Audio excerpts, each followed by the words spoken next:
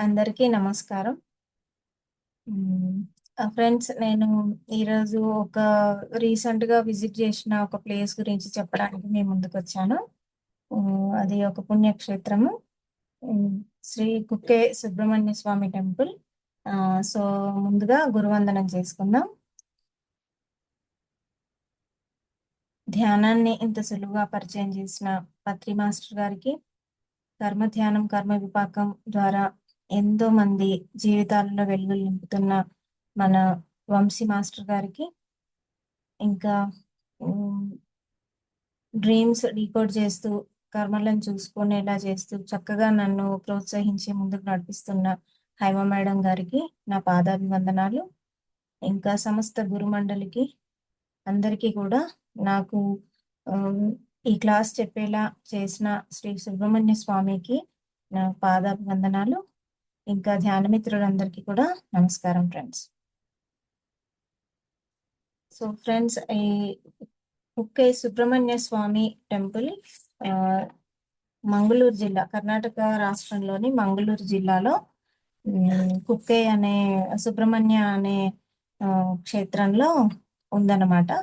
So, ఆ క్షేత్రానికి ఉన్న పేరు ద్వారానే అక్కడ కుక్కే అనే క్షేత్రం ఆ సుబ్రహ్మణ్య అనే ప్లేస్‌లో ఉంది గనక కుక్కే సుబ్రహ్మణ్య అని చెప్పేసి ఆ క్షేత్రానికి గూడా పేరు రావడం జరిగింది ఫ్రెండ్స్. ఇది ఎంతో మహిమాన్వితమైన క్షేత్రము. హ్మ్. వెళ్ళిన వాళ్ళకందరికీ కూడా ఒకలాంటి ఆహ్, చక్కటి అనుభూతనేది వాళ్ళకి కలుగుతుందనమాట. ఎందుకంటే అంత పరమ పవిత్రమైన స్థలము. ఇంకా హ్మ్. మహిమాన్వితమైన క్షేత్రమనమాట. సో, చాలామంది ఇది నాగదేవతకు సంబంధించింది కదా! అంటే సుబ్రహ్మణ్య స్వామి ఆహ్, నాగదేవత రూపంలో ఉంటారు గదా! అనేసి వాటికి సంబంధించిన ప్రాబ్లమ్స్ ఉన్నవాళ్ళు వెళ్ళి ఇక్కడ పూజలు చేసినా, దర్శించుకున్నా గూడా చాలా బాగా జరుగుద్ది. అన్నీ వాళ్ళయి తొలగిపోతాయి అనేది వాళ్ళ నమ్మకమనమాట. సో, మనము ఆ కోణంలో మాత్రమే కాదు, ఇది జనరల్‌గా గూడా మనము ఒక పుణ్యక్షేత్రాన్ని విజిట్ జేయడం కోసమని వెళ్ళినప్పుడు వాళ్ళందరికీ కలిగే అనుభూతి చాలా అద్భుతంగా ఉంటుందనమాట. అంటే అంత మంచి ఎనర్జీస్‌కి కనెక్ట్ అవుతాం మనం. మంచి వైబ్రేషన్స్‌కి కనెక్ట్ అవుతాం.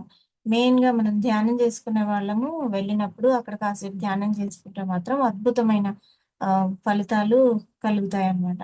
ఒక చాలా అలౌకికమైన ఆనందానికి లోనవుతారు. సో, ఇది నేను ప్రత్యక్షంగా అనుభవించాను కాబట్టి నేను ఈ క్షేత్రం గురించి మీకు షేర్ చేసుకుందామని మీ ముందుకొచ్చాను ఫ్రెండ్స్. హ్మ్. సో, ఈ క్షేత్రము ఇక్కడ సుబ్రహ్మణ్య స్వామి ఒక సర్ప రూపంలో దర్శిస్తారనమాట అందరికీ కూడా. అయితే ఇక్కడ ఎందుకు వెలిసిన కారణం ఏంటి అంటే, తారకాసురునితో యుద్ధం చేస్తారు కదా స్వామి.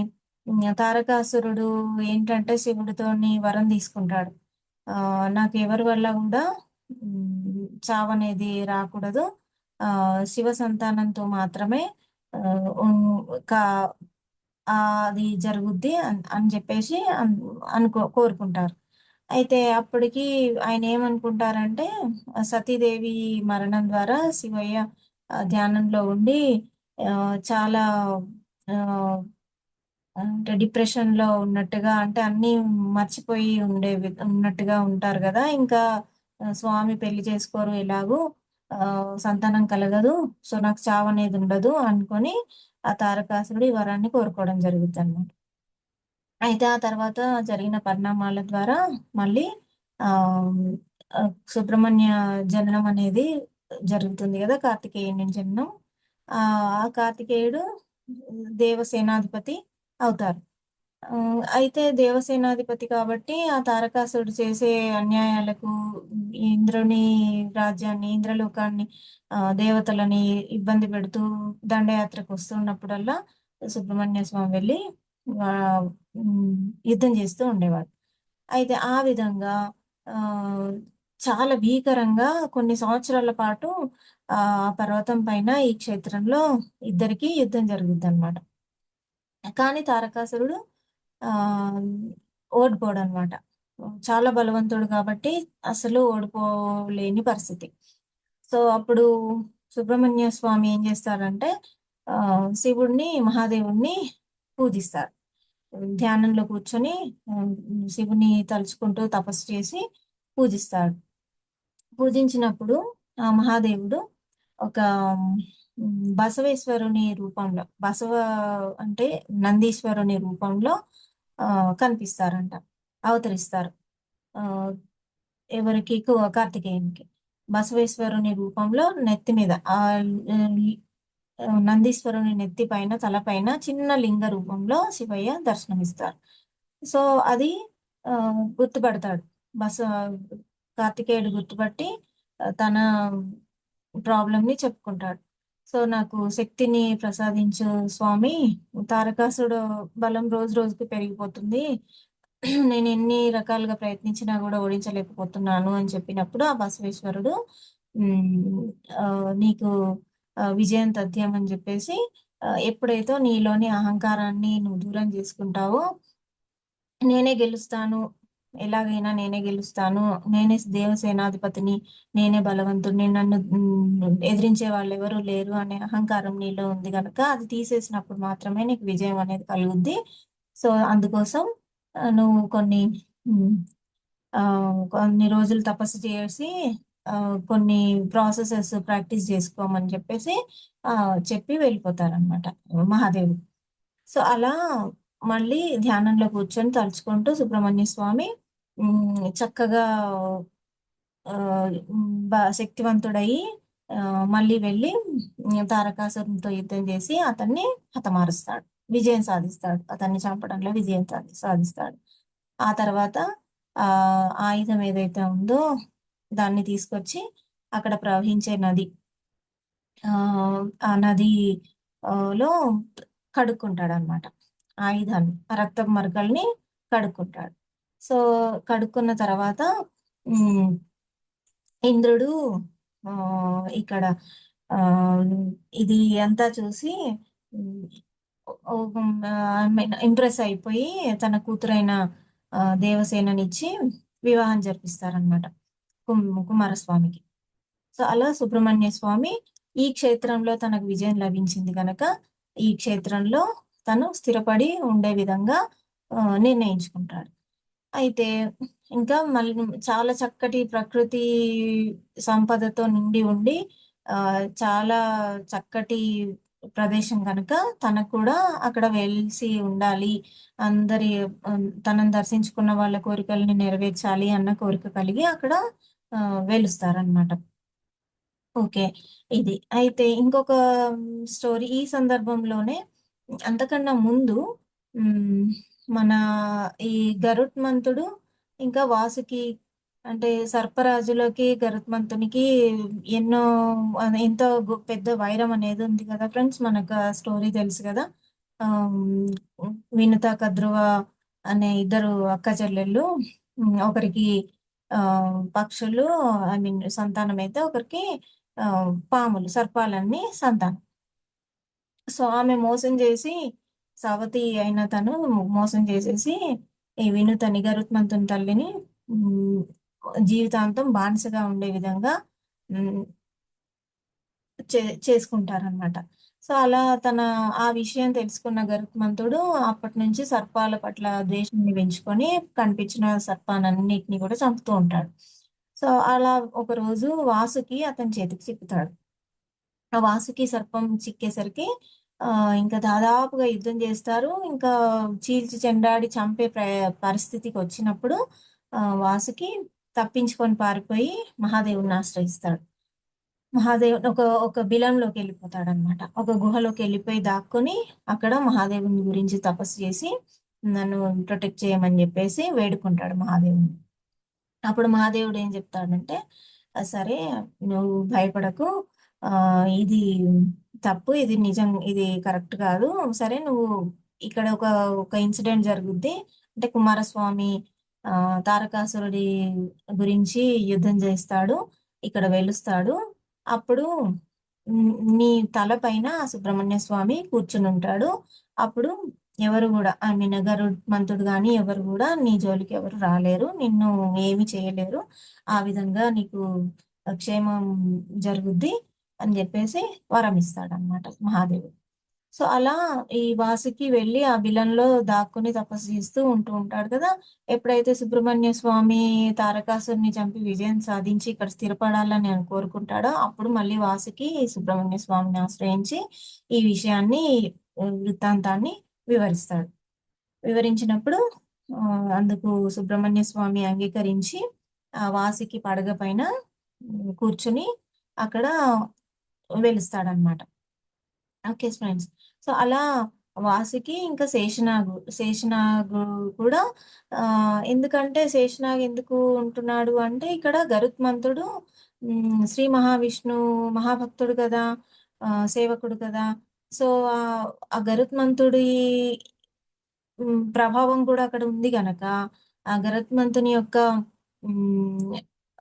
పవర్ ని కంట్రోల్ చేయడానికి ఇక్కడ స్వామివారి మూల విరాట్టుకు ఎదురుగా ఉన్న ధ్వజస్తంభం ఉంటుంది కదా, ఆ ధ్వజస్తంభంలో ఆయన పవర్స్ ని నిక్షిప్తం చేసి పెట్టి ఉంచుతారు అనమాట. అంటే గరుత్మంతుని యొక్క పవర్స్ ని నిక్షిప్తం చేసి పెట్టి ఉంచుతారు, అంటే న్యూట్రలైజ్ చేయడం అక్కడ.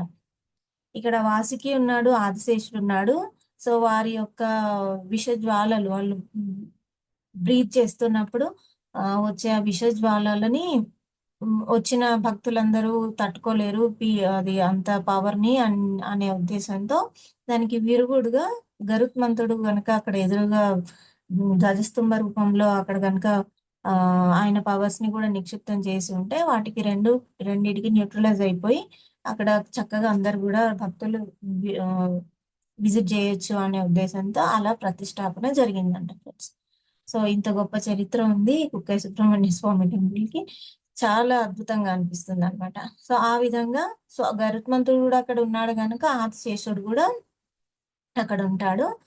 అలా రెండు పడగల పైన అంటే ఆ వాసుకి పైన సుబ్రహ్మణ్య స్వామి, ఆ సుబ్రహ్మణ్య స్వామి తలపైన మళ్ళీ ఆదిశేషుడు, అలా మనకు ఆ రూపంలో సుబ్రహ్మణ్య స్వామి దర్శనమిస్తాడు అనమాట.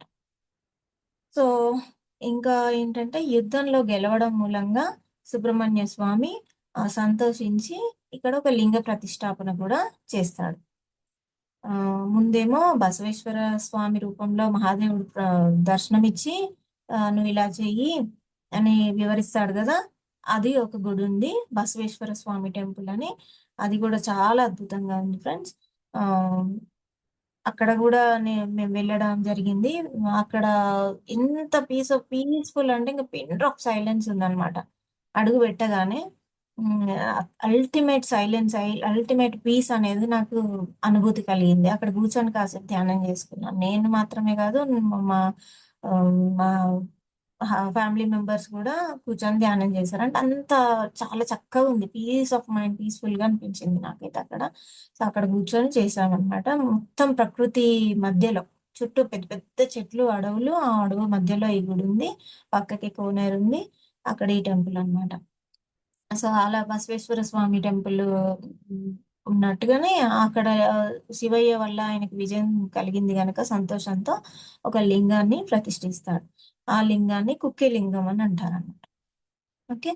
ఇంకా ఉమామహేశ్వర స్వామి రూపాలు కూడా ఇక్కడ చూసుకోవచ్చు. ఆ తర్వాత అక్కడ మామూలుగా మనము వెళ్తూ ఉన్నప్పుడే మహాగణపతి, సాక్షి గణపతి అన్నమాట. అసలు గణపతి ఎక్కడైనా శివ పరివారం ఉన్నారంటే తప్పకుండా మహాగణపతి ఉంటారు కదా ఫ్రెండ్స్. ఆ గణపతి ఆ క్షేత్రాన్ని విజిట్ చేసినందుకు సాక్షి గణపతిగా పెద్దగా చాలా పెద్ద విగ్రహం ఉంటుంది గణపతి స్వామిది. ఆ విగ్రహాన్ని చూడొచ్చు మనం. ఇంకా తర్వాత ఆ అమ్మవారి టెంపుల్ కూడా ఉంటుంది, అంటే గ్రామ దేవత లాగా. ఆ అమ్మవారు కూడా అక్కడ లోకల్ గా అందరూ ట్రైబల్ పీపుల్ అన్నమాట. అక్కడ అడవి వాళ్ళు కదా, అడవిలో కదా ఉండేవాళ్ళు. వాళ్ళు కూడా ఈ సుబ్రహ్మణ్య స్వామికి తారకాసురుని వధ యుద్ధంలో సహాయం చేశారంట. సహాయం చేసిన ఆవిడ కూడా ఒక దేవతగా మారిపోయిందన్నమాట, ఒక అమ్మ. సో ఆ అమ్మవారి గుడి కూడా అక్కడ చూడొచ్చు ఫ్రెండ్స్ మనం. సో ఇలా ఇలా వెళ్తూ వెళ్తూ మనం చూసుకోవచ్చు. అయితే ఆ వాసుకి బిలం ఎక్కడైతే ఆ వాసుకి వెళ్ళి దాక్కుందో, ఎప్పుడైతే గరుత్మంతుడు తరుముతూ వచ్చాడో ఆ వాసుకి బిలాన్ని కూడా మనం చూడొచ్చు ఫ్రెండ్స్, అక్కడ గమనించవచ్చు. చాలా పెద్దగా ఉంటుంది అక్కడ. పెద్ద నాగ దేవత విగ్రహాన్ని కూడా ప్రతిష్ఠించారు అందుకు నిదర్శనంగా. చాలా అద్భుతంగా అనిపించింది. సో ఈ కుమారధార రివర్, నది, అంటే ఆ నదిలో, ఏ నదిలోనైతే ఈ స్వామి సుబ్రహ్మణ్య స్వామి తన ఆయుధాన్ని కడుక్కున్నాడో, రక్తపు మరకల్ని, ఆ అప్పటి నుంచి ఆ నది పేరు కుమారధార నదిగా మారిపోయింది అనమాట. అది ఏంటంటే ఎవరికైనా కూడా చర్మ వ్యాధులు, ఎటువంటి చర్మ సమస్యలైనా, ఎటువంటి క్రానిక్ డిజీజెస్ అయినా కూడా ఉంటే ఆ నదిలో కనుక స్నానం చేసి ఆ అక్కడ కొద్ది రోజులు, అంటే ఒక 11 రోజులు లేదా 20 రోజులు, 21 రోజులు లేదా మండలం రోజులు, ఒక 41 రోజులైనా సరే ఆ నదిలో స్నానం చేసి రోజు ఈ స్వామివారి దర్శనం చేసుకుంటూ అక్కడ కొద్ది రోజులు స్పెండ్ చేస్తే వాళ్ళకి తప్పకుండా ఆ చర్మ వ్యాధులు అవనియండి, అన్ని రకాల ప్రాబ్లమ్స్ అనేవి, హెల్త్ ఇష్యూస్, మెయిన్ గా ఆరోగ్యానికి సంబంధించిన ప్రాబ్లమ్స్ అన్ని తగ్గిపోతాయి అని చెప్పేసి అక్కడ బిలీఫ్ అన్నమాట. అది నిజంగా కూడా అట్లే అనిపించింది ఫ్రెండ్స్, చాలా అద్భుతంగా అనిపించింది. ఓకే. సో, ఈ ఈ ఇట్లా వెళ్ళిన తర్వాత ముందు మనం దర్శించుకోవాల్సిందేంటంటే 2 గుడులుంటాయి. అందులో ఆది సుబ్రహ్మణ్య టెంపుల్ అని గూడా ఉంటుంది ఫ్రెండ్స్. ఆది సుబ్రహ్మణ్య ఏంటంటే సుబ్రహ్మణ్య స్వామి ఒక సర్ప రూపంలో నే వాసుకికి దర్శనమిచ్చారు అని ప్రతీతి. అక్కడ పుట్ట ఉంటుంది ఫ్రెండ్స్ ఇంకా. పెద్ద పుట్ట ఉంటుంది. ఆ పుట్ట పైన నాగశిల ఉంటుంది.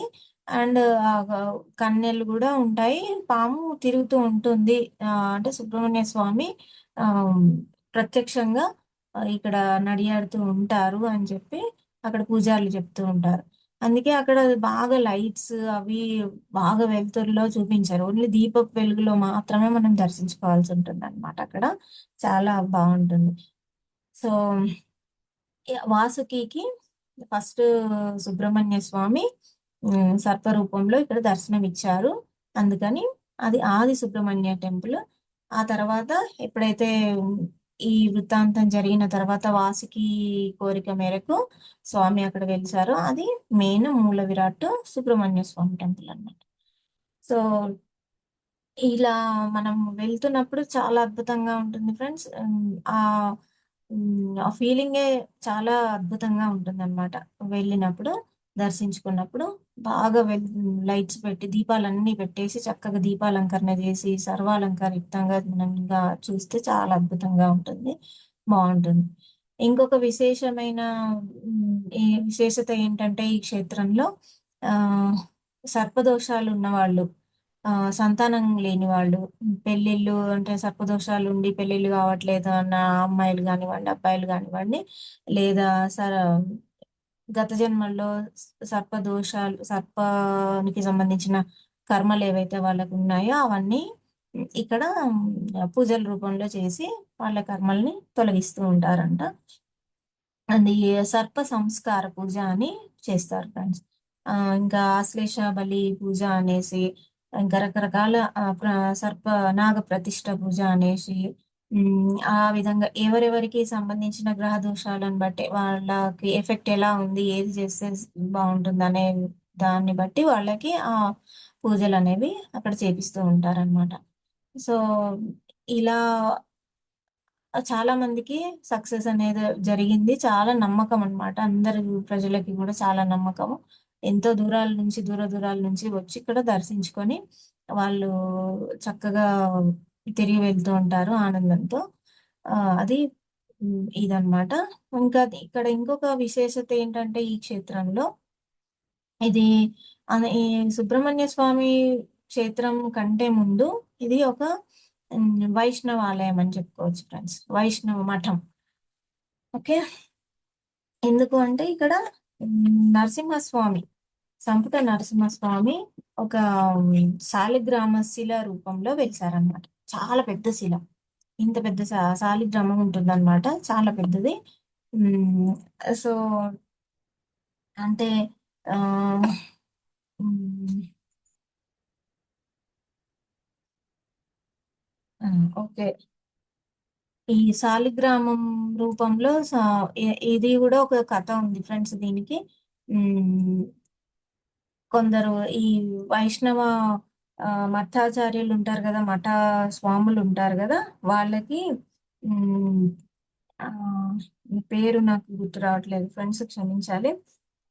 ఆ స్వామికి ఆహ్, నరసింహస్వామి దర్శనమిచ్చి నేనిక్కడ శాలిగ్రామ రూపంలో ఉన్నాను. నన్ను తీసుకెళ్ళి ఇక్కడ ప్రతిష్ఠించండి.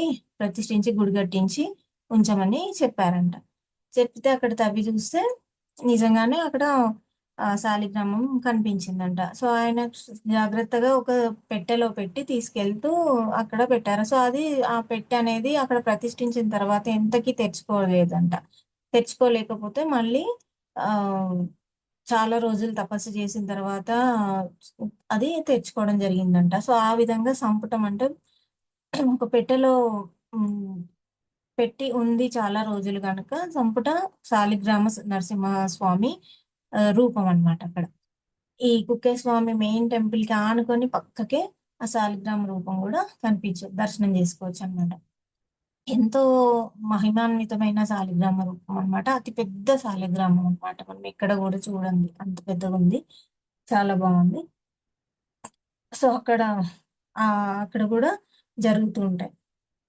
సో, అక్కడ నరసింహస్వామి కూడా ప్రతిష్ఠింపబడి ఉన్నారు. వెలిసారు గనక ఇక్కడ ఆదిశేషుడు కూడా ఈ క్షేత్రంలో పూజలందుకుంటూ ఉంటారు. సో, ఓవరాల్‌గా సర్పాలకు సంబంధించిన ఎటువంటి దోషాలున్నా గూడా ఇక్కడ స్వామివారిని దర్శించుకుంటే తొలగిపోతాయని అందరికీ హ్మ్. నమ్మకం. చాలా గొప్ప నమ్మకమనమాట.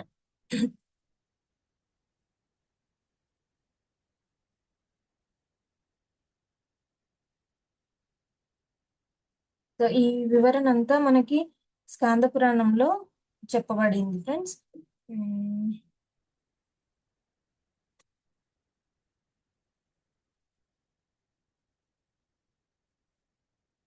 సో, అలా ఈ సుబ్రహ్మణ్య క్షేత్రం వెళ్ళే దారి గూడా ఎంతో అద్భుతంగా ఉంటుంది ఫ్రెండ్స్. ఆ ప్రకృతి రమణీయతలో చాలా ఈ వెస్టర్న్ ఘాట్స్ అన్నీ దాటుకుంటూ మనం వెళ్ళాల్సి ఉంటుంది. ట్రైన్‌లో వెళ్తున్నప్పుడు చాలా అద్భుతంగా అనిపిస్తుంది. కొన్ని కొండలు, లోయలు దాటుతూ కొండల్ని తొలిచి దారి వేశారనమాట. ఆ టనెల్స్ ఒస్తాయన్నమాట. 1 గాదు, 2 గాదు ఫ్రెండ్స్, ఒక 55 టనెల్స్ ఒస్తాయన్నమాట. 1 కిలోమీటర్, 2 కిలోమీటర్లున్న ఆహ్, అంటే చీకటయిపోతది. కంప్లీట్ చీకటుంటుంది.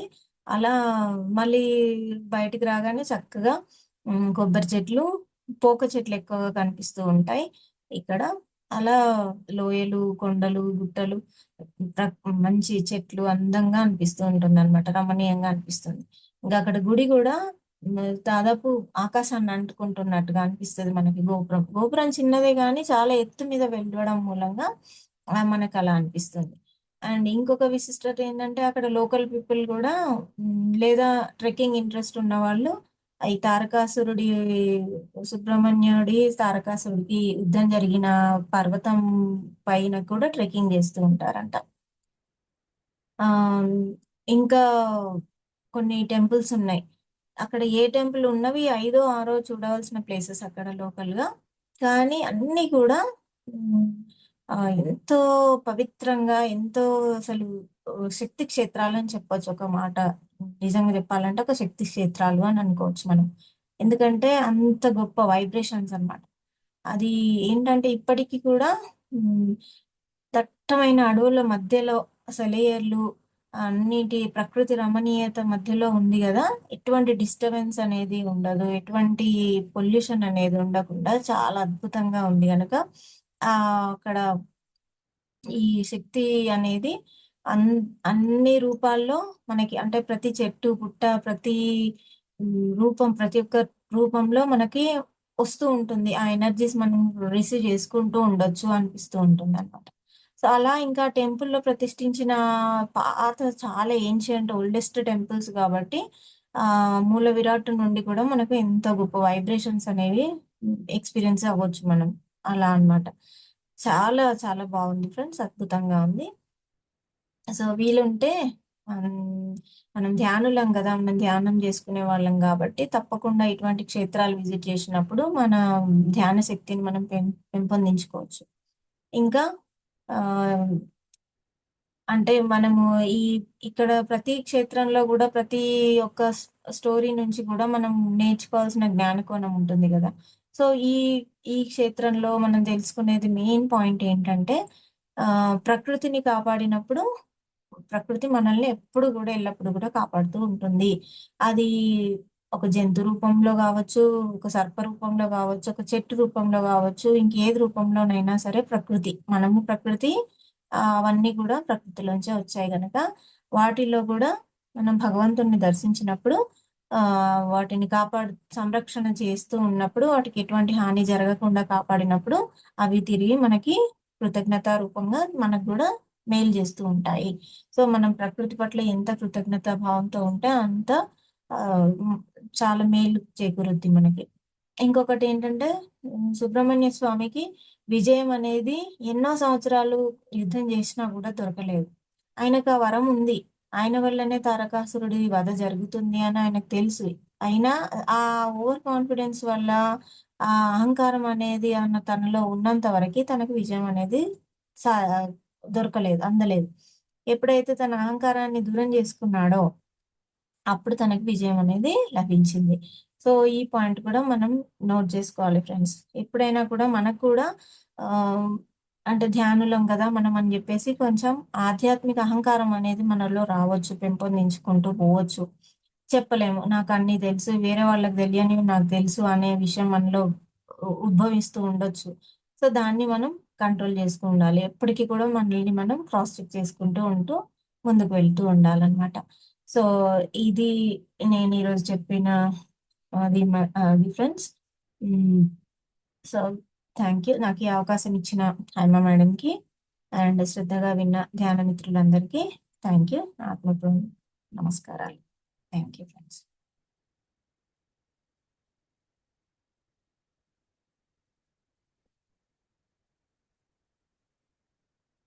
స్టాప్.